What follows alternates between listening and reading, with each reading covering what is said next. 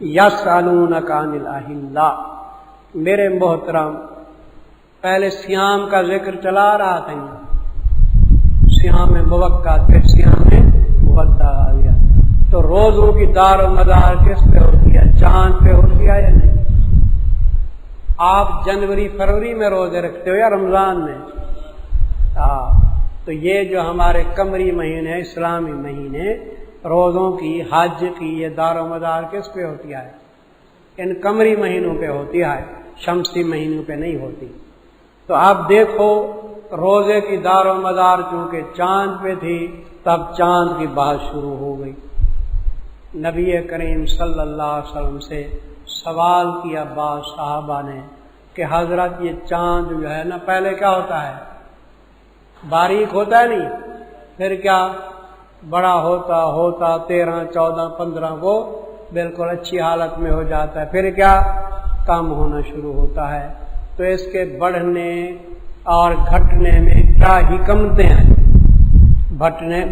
बढ़ने और घटने में क्या हिकमतें हैं?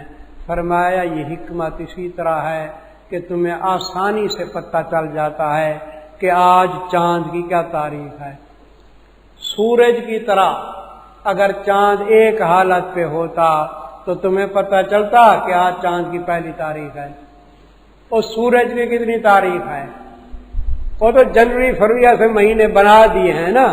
ये तो नहीं कि सूरज घट बढ़ रहा है और आपको पता चल रहा है कि सूरज की ये तारीख है, लेकिन चांद की तारीख का पता चलता है। ओए बारीक चांद है, पहली है, दूसरी है, तीसरी है, चौथी है, आम देहातियों को पता चल जाता है। तो चांद के घटने बढ़ने में हिकमतें और फवायद ये हैं कि लोग आसानी से मालूम कर लेते हैं।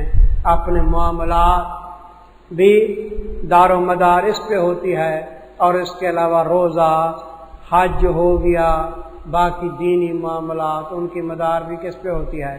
चांदों पे होती है। सवाल करते हैं आपसे अनहाल अहिल्ला, लिख लो हिकमत इख्तलाफ अहिल्ला, मजमून लिखो हिकमत इख्तलाफ अहिल्ला। चांदों के घटने बढ़ने में क्या हिकमत है? सवाल करते हैं आपसे चांदों के हालात के मुताल्लिक। अनहाल अहिल्ला हस्मुज़ाफ का है, आप फरमा दीजिए हे मवाक़ीत लिन्नास। मवाक़ीत का माना फारसी में होता है आला शनाख्त औकात। औकात के पहचानने के क्या हैं?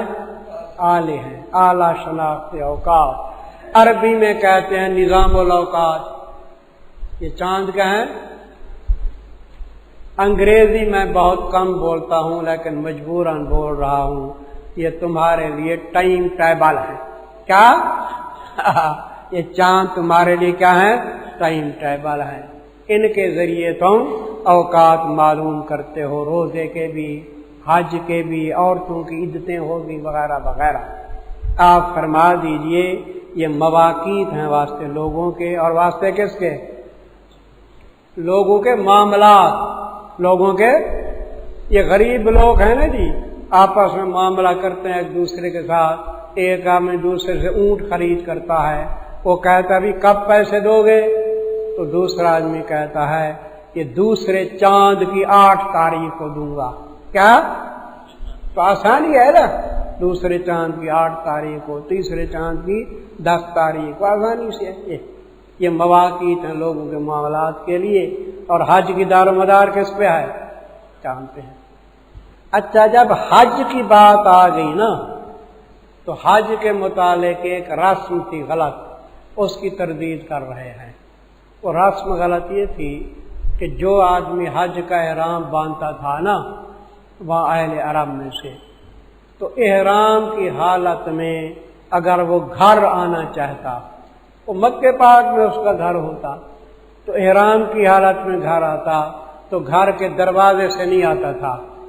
कहाँ से आता? पीछे से। तो फिर पीछे से चाहे नाकबजनी करे, चाहे वो कुर्सी ही बला रख के आए फिर पीछे से आता। तो फरमाया ये कोई नेकी नहीं है, घरों को दरवाजे से आओ, चाहे एहराम ही बांधा हो।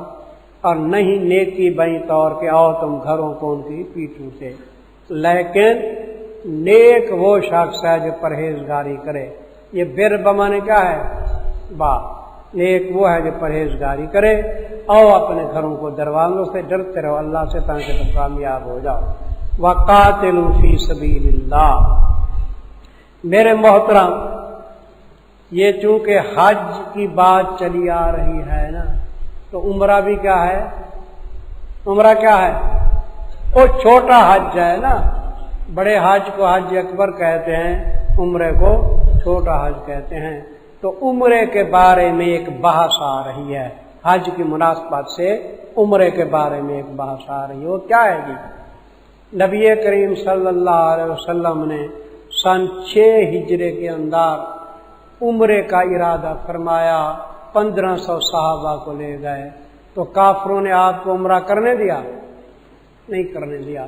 آخر حدیبیہ کے اندر صلح ہوئی کہ ابھی آپ واپس چلے جائیں، آئندہ سال آپ عمرہ کریں۔ پھر حضور نے تیاری کی سن 7 ہجری میں۔ کس میں جی؟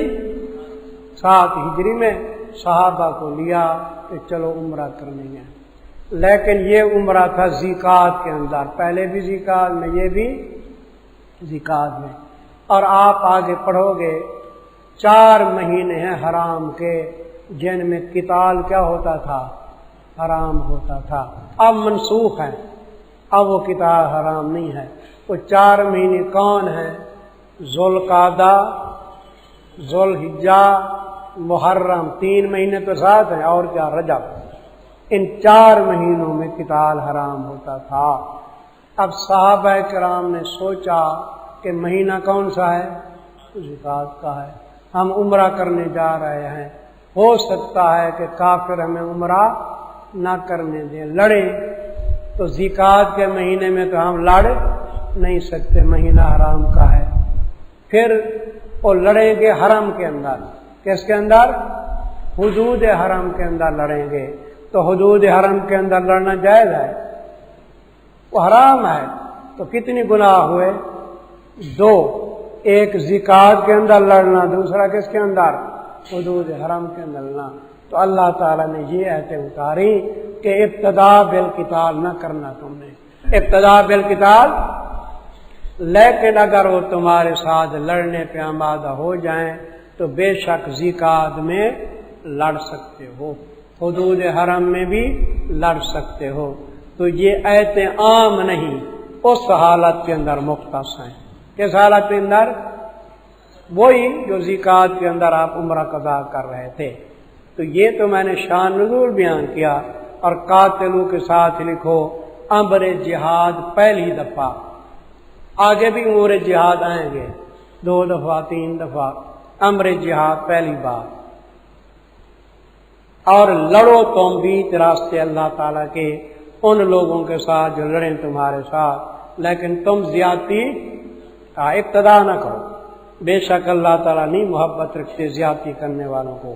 وَاقْتُلُوهُمْ حَيْثُ ثَقِفْتُمُوهُمْ، اور قتل کرو ان کو جہاں پاؤ، چاہے حرم کے اندر کیوں نہ ہو، لیکن شرط یہ ہے کہ تمہارے ساتھ اگر وہ لڑیں تو قتل کرو ان کو جہاں پاؤ، اور نکالو ان کو جس جگہ سے نکالا انہوں نے تم کو۔ انہوں نے تم کو کیسے نکالا؟ مکے سے نکال دیا تھا نا، تو بھی بے حق لڑو ان کے ساتھ۔ وَالْفِتْنَةُ أَشَدُّ مِنَ الْقَتْلِ، اور شرک جو ہے نا زیادہ سخت ہے قتل سے۔ تم قتل سے ڈر رہے ہو تو شرک کر رہے ہیں۔ مکے میں کیا کر رہے تھے؟ شرک کر رہے تھے، وہ تو شرک کرتے ہیں، تم کو قتل۔ وَلَا تُقَاتِلُوهُمْ، اور نہ لڑو ان کے ساتھ نزدیک مسجد حرام کے۔ اس سے مراد ہے حرم سارا، یہاں تک کہ لڑیں تمہارے ساتھ بیچ اس کے، پس اگر لڑیں تمہارے ساتھ تم قتل کرو، یہی سزا ہے کافر کی۔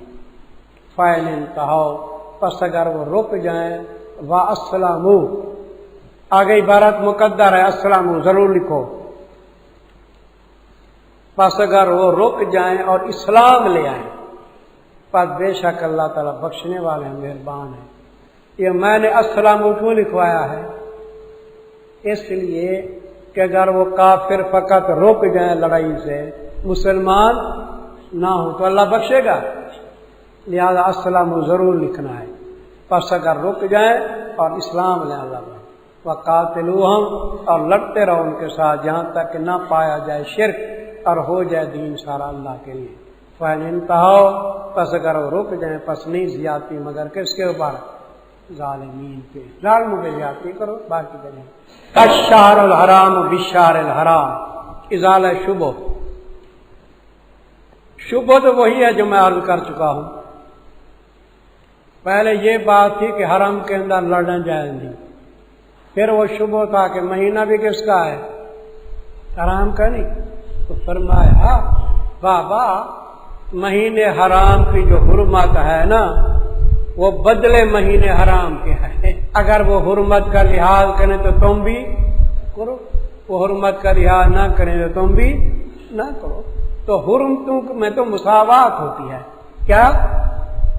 اب ایک آدمی تمہارا احترام کرتا ہے تو تم بھی کیا کرو، لیکن ایک آدمی تمہیں تھپڑ لگاتا ہے تو تھپڑ کے بدلے تم تھپڑ لگا نہیں سکتے، معاف کرو اور بات ہے، اجازت ہے تھپڑ لگا، تو یہ حرمتوں میں مساوات ہے، ادلا بدلا ہے۔ دیکھو جی، الشہر الحرام بالشہر الحرام، یہ حرمت الشہر الحرام اس مضاف کا ہے، حرمت مہینے حرام کی بدلے مہینے حرام کے ہے۔ والحرمات قصاص، اور حرمتوں میں برابری ہے، قصاص کا ہونا برابری لکھو، حرمتوں میں کیا ہے؟ برابری، جو تمہاری حرمت کرے تم کرو حرمت، جو نہ کرے نہ کرو۔ اور وہ شخص کے زیادتی کرتا ہے تمہارے اوپر تم بھی زیادتی کرو اس کے اوپر۔ یہاں غور کرنا، ایک آدمی ہمارے اوپر کرتا ہے زیادتی تو ہم اس کی زیادتی کا بدلہ دیتے ہیں، یہ زیادتی ہے یہ انصاف ہے؟ تو ادھر فاتدو کیوں کہا گیا؟ نیچے لکھو مشاکلتاً، یہ ہم شکل بنانے کے لیے، اس کا لفظی معنی مراد نہیں ہے، جیسے جزاء سیئۃ سیئۃ، تو برائی کا بدلہ برائی ہوتی ہے یا اچھائی ہوتی ہے؟ ایک آدمی چوری کرتا ہے اس کا ہاتھ کاٹتے ہو تو کیا برائی کا بدلہ برائی ہے؟ وہ تو انصاف ہے، نیکی ہے۔ یہ مشاکلتاً لفظ آتے ہیں قرآن میں، اور جو شخص زیادتی کرے تمہارے اوپر پس تم بھی زیادتی کرو، ظاہراً مشاکلتاً بے مثل ما تدعى علیکم، جتنی اس نے زیادتی کی، اور ڈرتے رہو اللہ سے، جانو بے شک اللہ تعالیٰ ساتھ متقین کے ہیں۔ وَأَنفِقُوا فِي سَبِيلِ اللَّهِ، انفاق کا ذکر پہلی بار۔ میرے محترم، جہاد کا ذکر چلا آ رہا تھا، تو جہاد کے اندر دو چیزیں ہوتی ہیں، ایک ایثار جان، دوسرا ایثار مال، ٹھیک ہے نا؟ جہاد میں جان بھی قربان کی جاتی ہے، اور کیا؟ تو ایثار جان کے صحابہ کس کا ذکر ہے؟ تو انفاق کا ذکر پہلی بار، اور خرچ کرو اللہ کے راستے کے اندر، ولا تلقوا، یہ فی سبیل اللہ ہے یا ٹی وی ہے؟ وہ ٹی وی پہ خرچ کرو یا فضول خرچیاں کرو، ایک کار کی ضرورت ہے 10 کاریں لے لو، اسراف نہ کرو، خرچ کرو اللہ کی راہ میں۔ ولا تلقوا بأیدیکم الی التہلکہ، ایدی سے مراد انفس، ذکر ہاتھ کا ہے، مراد کیا ہے؟ ذات، اور نہ ڈالو تم اپنی ذاتوں کو طرف ہلاکت کے، تم نے اللہ کی راہ میں خرچ نہ کیا تو ہتھیار ملیں گے؟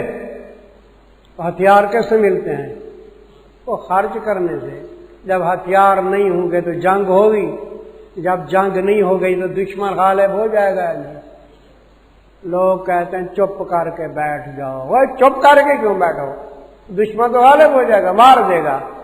دشمن سے لڑو، کافروں کے ساتھ جہاد کرو، ایسے میں کہاں ہے جی؟ اور نہ ڈالو تم اپنے نفسوں کو طرف ہلاکت کے، وَأَحْسِنُوا، احسان کرو۔ احسان یہ یا نیکی میں خرچ کرنا، یا احسنوا کا مطلب مطلق نیک کام کرو، اللہ تعالیٰ محبت کرتے ہیں نیکوکاروں کے ساتھ۔ میرے عزیز، بات تو وہی پہلے چلی آ رہی تھی نا، حج کی اور عمرے کی، اور عمرے کے ضمن میں کس کی بات آ گئی؟ جہاد کی آ گئی نا، تو پھر وہی حج و عمرے کی بات ہے، وَأَتِمُّ الْحَجَّ وَالْعُمْرَةَ لِلَّهِ۔ دوسرے امر مصلح کا بیان۔ پہلا امر مصلح کیا تھا؟ کہا تھا جی تو روزہ تھا، امور انتظامیہ بھی آ رہے ہیں اور اس کے ساتھ کیا آ رہے ہیں؟ امور مصلحہ۔ تو پہلا امر مصلحہ کیا تھا؟ روزہ۔ اب دوسرا امر مصلحہ حج ہے، حج و عمرہ۔ دوسرا امر مصلحہ حج و عمرہ، ایک ہی چیز ہے، ایک بڑا حج چھوڑا تھا۔ آج سے پہلے کھلو، حج کی فرضیت ہجرت کے تیسرے سال ہوئی۔ حج کی فرضیت ہجرت کے تیسرے سال ہوئی۔ یہ آیت ہے نا، وَلِلَّهِ عَلَى النَّاسِ حِجُّ الْبَيْتِ مَنِ اسْتَطَاعَ إِلَيْهِ سَبِيلًا۔ تو حج کی فرضیت تو ہجرت کے تیسرے سال ہو گئی تھی، لیکن آپ نے حج اس لیے نہیں کیا کہ وہاں مکے کے اوپر کس کا قبضہ تھا؟ کفار کا، طاقت تو نہیں تھی نا، اس لیے پھر سن 8 ہجری کے اندر مکہ فتح ہوا، تو 9 ہجری کے اندر حضرت ابو بکر صدیق کو آپ نے بھیجا، 10 ہجری میں آپ نے حج کر لیا۔ اور پورا کرو تم حج کو عمروں کو واسطے اللہ کے، فَإِنْ أُحْصِرْتُمْ حکم احصار۔ بھائی حضور کو روک دیا گیا عمرے کرنے سے یا نہیں؟ تو اسی طرح اگر تمہیں بھی روک دیا جائے عمرے کرنے سے، حج کرنے سے، یا بیماری ہو جائے تو پھر کیا صورت ہے؟ ابھی میں آپ کو آسان صورت بتاتا ہوں۔ آپ کراچی میں بیٹھے ہوئے ہیں، آپ نے حج کا احرام ادھر باندھ لیا یا عمرے کا احرام باندھ لیا، اور آپ کیا ہو گئے؟ بیمار ہو گئے۔ کیا؟ بیمار ہو گئے، طاقت نہیں رہی، یا کوئی اور ایسا سخت عذر پیش آ گیا کہ آپ حج و عمرہ نہیں کر سکتے، احرام باندھا ہوا ہے، تو کیا کریں جی؟ وہاں کسی ساتھی کو ٹیلی فون کر دیں۔ کیا؟ مکے پاک میں اب تو دوست ہیں، تعلق والے ہیں، کہ میری طرف سے ایک بکری خرید کر لو۔ وہ بکری خرید کرے گا اور اس کو کہو وہاں ذبح کرو، جب وہ ذبح کرے گا آپ کو کیا کرے گا؟ ٹیلی فون کر دے گا۔ تو ٹیلی فون کرنے کے بعد آپ احرام کھول دیں، کراچی بھی کھولتے احرام، بالکل آسان بات نہیں۔ اور کرو، فین او سر تم، پس اگر روک بھی جاؤ تم، فمستیسرا، پس جو آسان ہو کس سے؟ حدی سے، ولا تہلکوا رؤوسکم، اور نہ منڈاؤ تم اپنے سروں کو یہاں تک کہ پہنچ جائے حدی اپنے ٹھکانے پہ۔ ٹھکانے سے مراد کو حدود حرم۔ حدود حرم کے اندر آپ کا دوست وہاں کیا کرے گا؟ وہ بکری ذبح کرے گا نا، تو آپ کو ٹیلی فون کرے گا، آپ احرام کھول دینا، سر مڈا دینا ادھر۔ فمن کان منکم مریضا، یہ بات ختم ہوگی۔ اچھا، اب ایک آدمی نے احرام باندھا ہے، وہاں پہنچ گیا حج عمرے کے لیے، لیکن اس کے سر میں جوئیں پڑ گئیں۔ کیا؟ یا کوئی اور پریشانی ہو گئی جس کی وجہ سے اس نے سر منڈوانا ہے، تو سر منڈا دے، لیکن اس کے متعلق پھر فدیہ دے۔ حضرت کعب بن عجرہ تھے حضور کے صحابی، اس کے سر میں جوئیں پڑ گئیں، سمجھے جی؟ تو ایسے جوئیں گر رہی تھی، وہ ہانڈی پکا رہا تھا، جوئیں گر رہی تھی، تو حضرت نے فرمایا آیوزی کا حواموں کا، یہ تیرے حوام جو ہے نا، یہ کیڑے مکوڑے تجھے ایذا دے رہے ہیں۔ اس نے کہا حضرت ایذا دے رہے ہیں، تو فرمایا سر مڑا دے اور یہ کام کر۔ پر جو شخص تم میں سے بیمار ہے یا اس کے ساتھ ایذا ہے سر میں، ایذا ہے کس کے اندر؟ ففدیۃ، اس سے پہلے عبارت معذوف ہے، فحالہ کا، تو عذر کی وجہ سے سر مڈا دیا اس نے، فحالہ کا، فعلیہ فدیۃ، فدیۃ سے پہلے حالہ کا بھی معذوف ہے اور علیہ بھی، تو اس کے ذمہ فدیہ ہے روزوں سے۔ 3 روزے رکھے، کتنی؟ یہ اختیار ہے، 3 روزے رکھے، اور صدقہ 3 یا 6 مساکین پہ صدقہ کرے۔ سیام کے نیچے 3 کا لفظ لکھو، صدقہ کے نیچے کیا لکھو؟ 6 مساکین، ایک مسکین کو صدقہ الفطر کے برابر دے، اور نسک یا کیا کرے؟ قربانی کرے، بکری شکری ذبح کرے، یہ اختیار ہے۔ فَإِذَا أَمِنْتُمْ، پر جب امن والے ہو جاؤ تم، تو پہلے آپ نے احرام کس کا باندھا تھا؟ عمرے کا، عمرہ کر لیا، اور اس کے بعد کس کا احرام باندھا ہے؟ حج کا۔ آج کل جتنی لوگ ادھر سے جاتے ہیں نا سارے کے سارے کیا کرتے ہیں؟ عمرے کا احرام باندھتے، حج کا وہاں باندھتے ہیں۔ یہ کیا ہوتا ہے؟ تمتع ہوتا ہے۔ وہ میرا ایک یار ہے آغا بدی، وہ اللہ کا بندہ قران کا احرام باندھتا ہے، وہ مشکل تو اس کے لیے بہت ہوتی ہے۔ میں نے کہا یار تو کمال کرتا ہے۔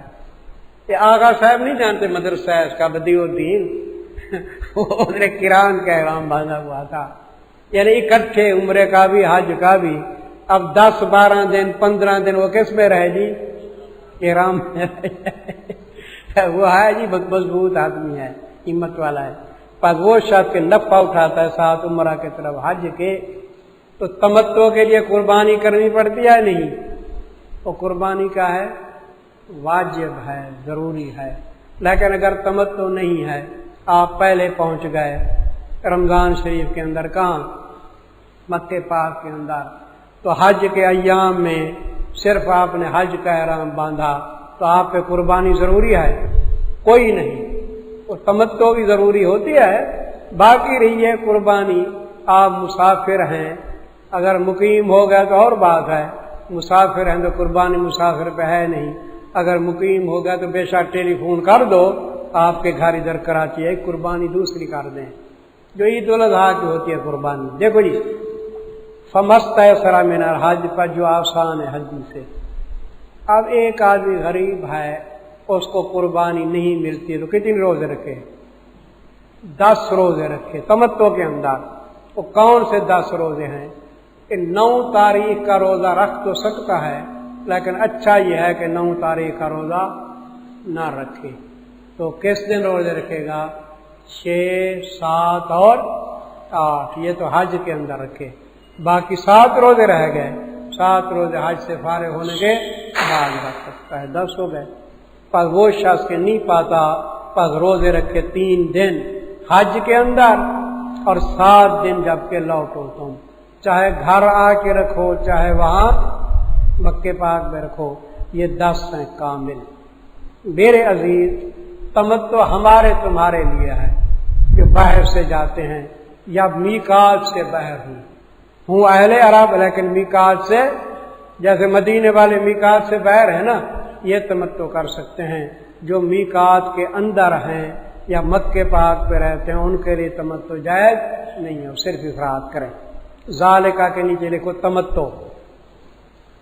یہ تمتع جائز ہے اس شخص کے لیے کہ نہ ہوں اہل اس کے حاضر مسجد حرام۔